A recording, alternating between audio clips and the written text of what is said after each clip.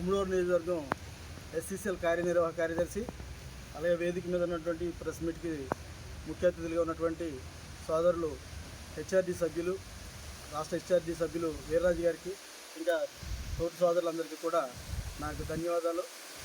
మరి ముఖ్యంగా ఇటీవల కాలంలో కూటమి ప్రభుత్వంపై బొమ్మి ఇజ్రాయెల్ గారు దుష్ప్రచారం చేస్తూ దళితులపై అత్యాచారాలు, మానభంగాలు జరిగిపోతున్నాయనేసి ఆయన ప్లే కార్డులు పట్టుకుని ఇటీవల కాలంలోనే ఆయన ఈ కూటమి ప్రభుత్వంపై బురద జల్లాలనే ఆలోచనతో కూటమి ప్రభుత్వంపై బురద జల్లుతున్నారు.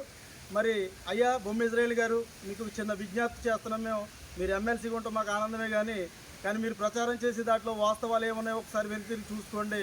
ఎందుకంటే మీ ప్రభుత్వం 2019 నుంచి 2024 వరకు ఉన్నప్పుడు మరి దళితులపై డాక్టర్ సుధాకర్ మొదలుకొని ఉమ్మడి తూర్పుగోదావరి జిల్లాలో ఉన్నటువంటి మీ అనుచరుడు వైసీపీ నాయకులు అనంతబాబు డ్రైవరు, సుధాకర్ నుంచి మొదలుకొని అనంతబాబు డ్రైవరు సుబ్రహ్మణ్యం, వీధి సుబ్రహ్మణ్యం వరకు ఒకసారి జ్ఞాపకం చేసుకోండి.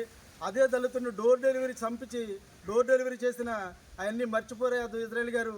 మీరు కానీ మీతోటి ఉన్నటువంటి మంత్రివర్యులు విశ్వరూప్ గారు కానీ, లేదా మీ ముఖ్య అనుచరులు ఉన్నటువంటి మరి నందిగామ సురేష్ గారు కానీ మీకు జ్ఞాపకం రాలేదా అన్న? మీరు ఒకసారి జ్ఞాపకం చేసుకోండి.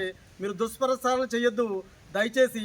మా కూటమి ప్రభుత్వంలో ఎవరికి ఏదైనా అన్యాయం జరిగితే వెంటనే లా అండ్ ఆర్డర్ తీసుకుని ఖచ్చితంగా దానిపై న్యాయం చేయాలని ఇమీడియట్గా లోకేష్ బాబు గారు కానీ, లేదా రాష్ట్ర ముఖ్యమంత్రి వర్యులు నారా చంద్రబాబు నాయుడు గారు కానీ, లేదా మరి పవన్ కళ్యాణ్ గారు కానీ తక్షణమే యాక్షన్ తీసుకుంటున్నారు. మీరు దాన్ని మర్చిపోయి మరి మీరేదో ఇంకా ఇది చేయాలనేసి వైసీపీ ప్రభుత్వంలో ఉండి మీరు చేసిన నేరాలు ఘోరాలు మరి రాష్ట్ర ప్రభుత్వానికి ప్రజలందరికీ తెలుసు కాబట్టే మీకు 11 సీట్లకు పరిమితం చేసింది. అదొకసారి జ్ఞాపకం చేసుకోండి ఇజ్రాయెల్ గారు. దయచేసి ఇటువంటి దుష్ప్రచారాలు చేయొద్దు. ఒక్కసారి మళ్ళీ మీరు వెనక్కి తిరిగి చూసుకుని మీ ప్రభుత్వంలో, మీ జగన్మోహన్ రెడ్డి గారి ప్రభుత్వంలో దళితులపై ఎన్ని అత్యాచారాలు జరిగాయి, దానిపై ఏ విచారణలు జరిగాయి, మీ దళితుల్లో అత్యాచారాలు జరిగిన తర్వాత మరి ముద్దాయిల్ని ఊరేగింపులు తీసుకొచ్చిన చరిత్ర మీకుంది. ఒకసారి జ్ఞాపకం చేసుకోండి.